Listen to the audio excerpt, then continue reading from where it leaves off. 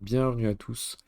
Après 2 semaines sans live, 2 semaines de repos, 2 semaines de vacances, pourtant le marché a bien bougé, on se retrouve pour un live d'analyse technique sur le marché des cryptoactifs. J'espère que vous avez bien profité des dernières semaines parce que le marché a bien bougé vers le haut, autant sur Bitcoin que quand même sur les alts. On a eu un beau rebond. On va voir ce qu'il s'est passé, comment on peut agir, comment on peut se placer et à quoi on peut s'attendre potentiellement pour la suite des événements, pour la suite des prochaines semaines.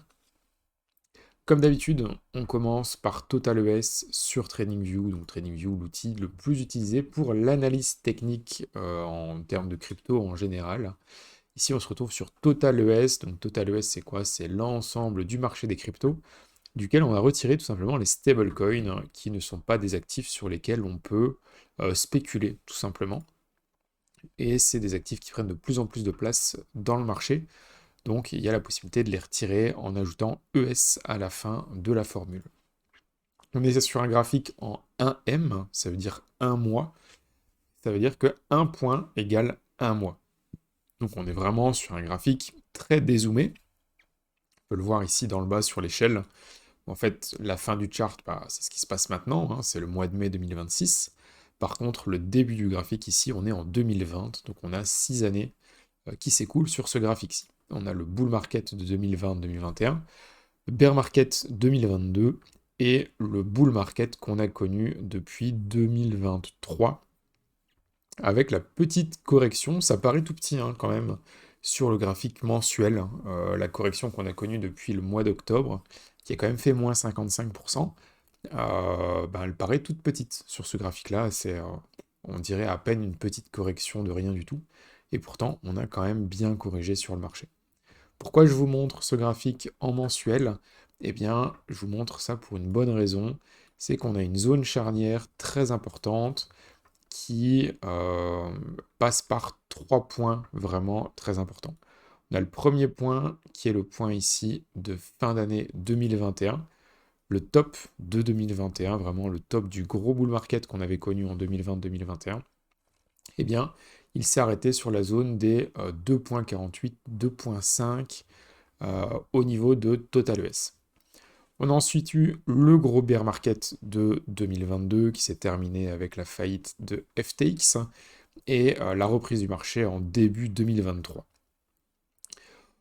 On s'est ensuite arrêté au mois de mars 2024 pour une petite consolidation, ici, et on s'est arrêté sur exactement le même point, le même niveau de prix que le all-time high, donc le top de marché de 2021. Donc c'est vraiment une zone qui était déjà très active à ce moment-là.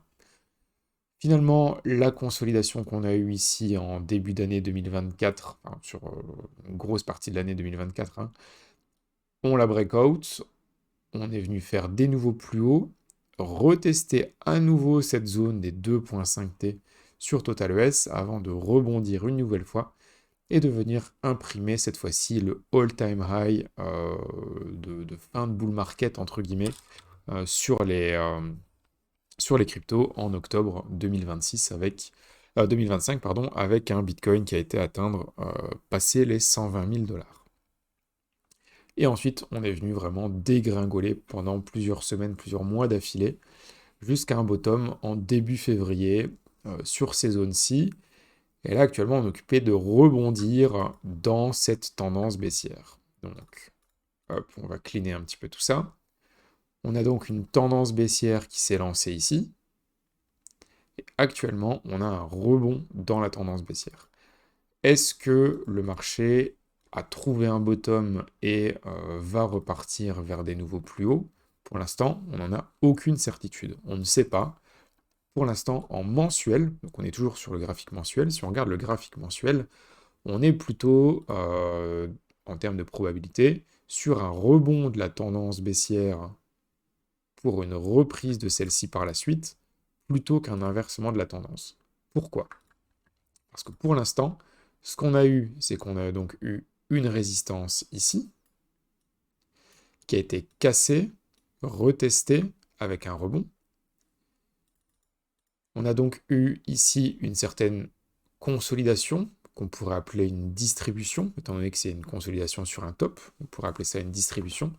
Et cette consolidation-là, elle a été cassée par le bas, ici, pour continuer la baisse et venir actuellement rebondir pour retester à nouveau la zone charnière. Donc, ce qu'on a généralement, c'est qu'on a un marché qui est en tendance, qui consolide, breakout, retest, reprise de la tendance.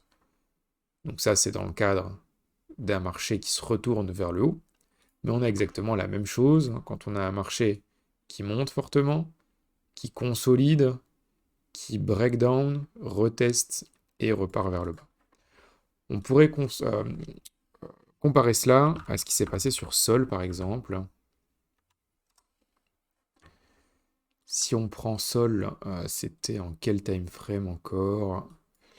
Est-ce que ça se voit bien en daily ou en 4 heures peut-être? On va rester en daily.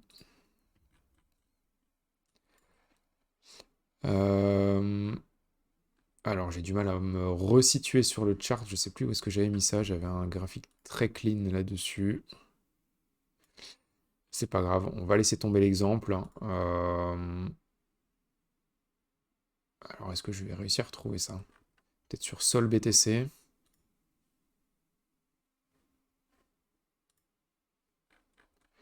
Voilà, comme ceci.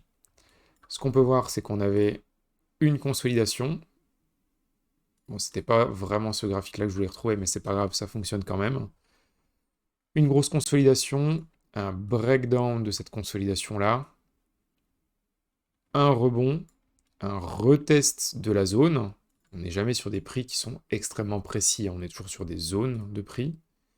Et ensuite, une reprise de la tendance plutôt baissière. On l'avait eu également sur les alts par rapport à Bitcoin, cette fois-ci en daily, où on avait ici une consolidation avec un point bas qui était situé là, une cassure de ce point bas, un breakdown, un très beau rebond, qui cette fois-ci est quand même assez précis, qui vient rechercher la bonne zone pour repartir vers le bas à nouveau. Donc, statistiquement, c'est ce qui se passe le plus souvent quand un support est cassé, il se transforme en résistance. Donc, logiquement, on devrait rebondir dans cette zone-ci vers le bas. Statistiquement, c'est comme ça que ça devrait se passer. Maintenant, on n'est pas à l'abri d'avoir un breakout, tout simplement, du marché et une reprise. Peut-être que le marché a trouvé un bottom. On l'a déjà répété plusieurs fois, hein, mais le bull market qu'on a eu depuis 2023, il n'a pas été exceptionnel. On n'a pas eu énormément de volatilité, on n'a pas eu un énorme rebond, on n'a pas eu des gros multiples sur le prix de Bitcoin et des cryptos en général. Donc peut-être que vu qu'on a eu moins de volatilité à la hausse, eh bien on aura moins de volatilité à la baisse. Ça, on n'en sait rien. Toujours est-il que actuellement, on est plutôt sur une zone de prise de profit, ou en tout cas de zone sur laquelle il faut faire attention. On n'est pas dans une zone où il faut accumuler des cryptos, on n'est pas sur un bottom de marché, on n'est pas sur un range, on n'est pas sur une sortie de consolidation. On est plutôt sur une arrivée ici sur résistance.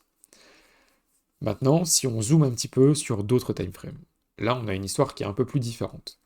Sur Total ES par exemple, donc on est toujours sur ce graphique des cryptoactifs sans les stablecoins, en 1W, ça veut dire one week, donc un point égale une semaine. On avait une grosse zone charnière ici, qu'on est venu casser par le haut, donc on a cassé la résistance. Quand on casse une résistance, généralement celle-ci se transforme en support. Donc ce que j'aimerais voir de mon côté, c'est venir retester cette zone rouge pour la transformer en support et rebondir plus haut. Ça nous permettrait également de bien acter le fait que le double bottom ici, eh bien, on l'a retesté et que la ligne de coup qui servait de résistance peut maintenant servir de support pour un rebond. Ça, c'est ce qu'on a en hebdomadaire. Si on zoome maintenant encore un peu plus en 3D, donc en 1 point égale 3 jours, tout simplement, non plus une semaine, mais 3 jours. On a toujours cette zone charnière ici, depuis 2024, qui a servi à la fois de support, de résistance, plusieurs fois, depuis 2024. Eh bien, cette fois-ci, on l'a déjà retesté en tant que support. Donc ça, c'est quand même très intéressant. On l'avait retesté en tant que résistance, on l'a cassé, on est venu consolider dessus, avant de rebondir beaucoup plus fortement. Donc en plus petit time frame, le marché est beaucoup plus puissant, entre guillemets, qu'en plus haut time frame. En plus haut time frame, il faut faire un peu plus attention. Ça nous indique donc que le marché est plutôt bullish en petit time frame, donc 3D weekly, et on est sur des zones de consolidation, on est sur des zones où il faut faire attention en mensuel. Si on regarde maintenant les indices, plutôt alt ou plutôt Bitcoin, ici on a ce que moi j'appellerais un indice d'alt season. Donc si ce graphique-ci monte, eh bien c'est-à-dire que les capitaux se dirigent plutôt vers le Bitcoin et ou les stablecoins. Mais ça veut dire que ça ne se dirige pas dans les alts. C'est simplement ce qu'il faut retenir. Si ça monte, ça va pas dans les alts. Si ça baisse, ça va dans les alts. Donc ce qu'on veut rechercher sur ce graphique-ci, ou ce qu'on aime bien, c'est quand même les périodes où les alts sont fortement haussières. C'est ces périodes-là où le marché est le plus simple à trader. C'est ces périodes-là où il y a de l'argent facile à faire sur le marché. Nous, on n'a pas trop envie d'aller trader des périodes de range qui sont compliquées ou des périodes avec beaucoup de mouvements de prix très erratiques. Ce qu'il faut faire, c'est simplement garder son capital pour être prêt à trader quand le marché est tout simplement dans des périodes de easy money. C'est facile de faire de l'argent. Les périodes où c'est facile de faire de l'argent, c'est les périodes d'alt season. Actuellement, on n'est pas vraiment dans un graphique qui est baissier. Donc ce qu'on a eu, c'est qu'on a eu une grande consolidation ici, qui était quand même assez propre, hein, avec deux bornes bien établies. Ça a commencé début février et on a eu le breakout mi-avril. Donc on a eu quand même pas mal de semaines de consolidation. Ce qu'on peut voir, si on se met comme ceci en bougie, comme ça on a les mèches, eh bien on peut voir qu'on est venu déjà retester.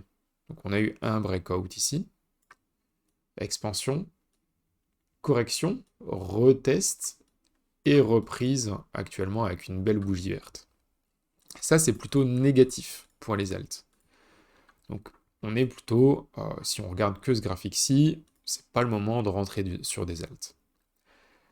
Mais on est un peu entre deux chaises, parce que si on regarde le graphique des alts par rapport à USD, donc sur TradingView ça s'appelle Total 3, duquel on a retiré les stablecoins, donc moins USDC, moins USDT. Vous pouvez taper Total 3 ES, ça fonctionne également, vous aurez exactement le même graphique. Là, on est plutôt sur une autre histoire. On est plutôt sur un moment où il faut se placer sur les alts. Pourquoi? Parce qu'on a eu une belle consolidation ici, toujours depuis début février. On a eu un breakout début mai, et actuellement, on est occupé de retester cette zone de breakout. Comme je le disais, plutôt dans la vidéo, un support ou une résistance qui est cassée, eh bien, un support se transforme en général en résistance, et une résistance se transforme en général en support. Donc ici, on a une résistance qu'on est venu casser, on a pumpé, on reteste actuellement cette résistance en tant que support. Si on arrive à faire un rebond sur cette zone-ci, eh bien, on sera plutôt occupé de valider tout simplement le flip, le passage d'une résistance en un support, et donc la possibilité pour le marché de rebondir plus haut sur les alts. En fait, on a un petit peu deux graphiques qui se contredisent, donc on est dans une période un petit peu d'indécision où on est vraiment sur le moment où le marché va devoir prendre une décision. Soit les alts vont partir et là on va pouvoir acter un bottom et un rebond sur les alts, ou alors eh bien, c'est tout simplement un fake out, hein, donc une fausse sortie, un faux breakout. Et là, ça veut dire que le mouvement de prix qu'on pensait être pérenne, eh bien, ne l'est pas, et il faudra couper rapidement les positions sur les alts. Mais en même temps, on est sur le meilleur endroit, le meilleur ratio risk-reward pour une prise de position sur les alts. Si on regarde Total 3 ES BTC, donc ça ce sont les alts versus Bitcoin, donc on n'est plus occupé de coter les alts en USD, on est occupé de les coter en Bitcoin. Ça veut dire que si ce graphique-là monte, eh bien les alts sont plus fortes que Bitcoin. Eh bien pour l'instant, on a eu un beau rebond, on est occupé de consolider ici, mais j'ai pas vraiment de setup haussier sur les alts à prendre pour l'instant. Ce qu'on avait partagé sur SteadyLads, c'était vraiment cette zone grise ici de support sur laquelle on pouvait espérer vraiment un rebond des alts. C'est chose faite, on est venu rechercher vraiment dans cette zone grise quelques jours, juste histoire d'avoir le temps de se positionner pour un rebond, et on a eu un rebond. Pour l'instant, le rebond, il est vraiment ridicule. C'est vraiment un tout petit rebond.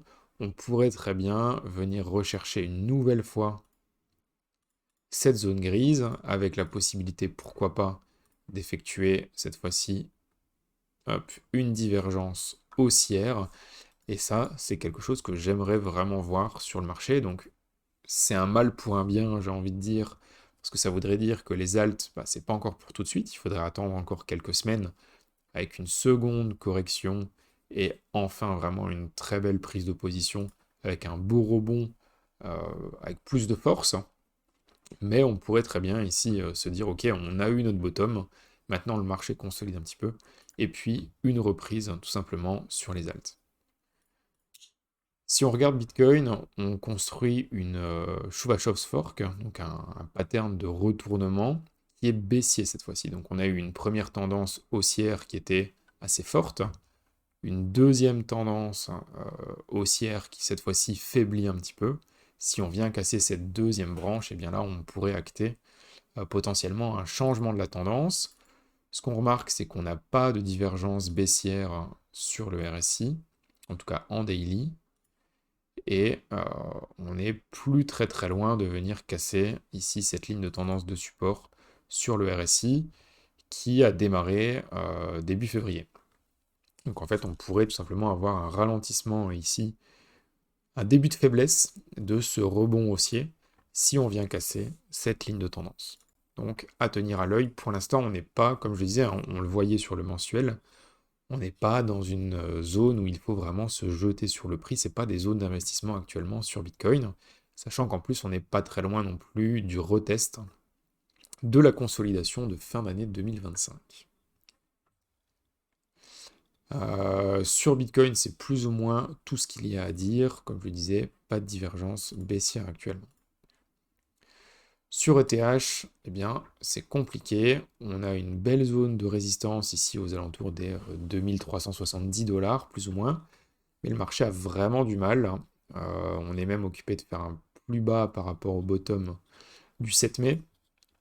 Donc honnêtement, ETH sent pas super bon. ETH BTC, eh bien, ça sent pas bon non plus parce qu'on vient casser et faire des nouveaux plus bas. Alors, ok, on a de la divergence haussière qui est légère, mais pour autant, c'est pas folichon au niveau de la force relative. Et enfin, on va dire quelques mots sur Sol, qui lui est venu rebondir sur une belle zone qu'on a déjà présentée pas mal de fois. La zone ici du top de janvier 2023. C'était une zone qu'on avait identifiée pour un rebond, on est venu rebondir dessus. Malgré tout, Sol reste quand même dans une tendance baissière qui est actée maintenant depuis quand même le mois de janvier 2025 versus BTC. Donc c'est pas terrible. Ici, on est venu rebondir sur le support de mars 22, tout simplement. On est occupé de consolider dans la zone. Alors, si on se met en 3D, c'est encore plus propre. On vient peut-être faire un double top ici, à voir. En tout cas, pour l'instant, on est toujours dans de la consolidation sur Sol. On n'a pas encore de breakout réellement sur Sol actuellement. Donc voilà un petit peu pour l'analyse du marché de cette semaine sur les big caps, donc Bitcoin, Ethereum, Solana, et également les indices. On va passer maintenant à la partie altcoin, spécialement pour SteadyLads. Voilà pour cette vidéo, on se retrouve la semaine prochaine pour une update par rapport à tout ce qui va se passer durant la semaine. Je vous souhaite une très bonne journée, ciao ciao.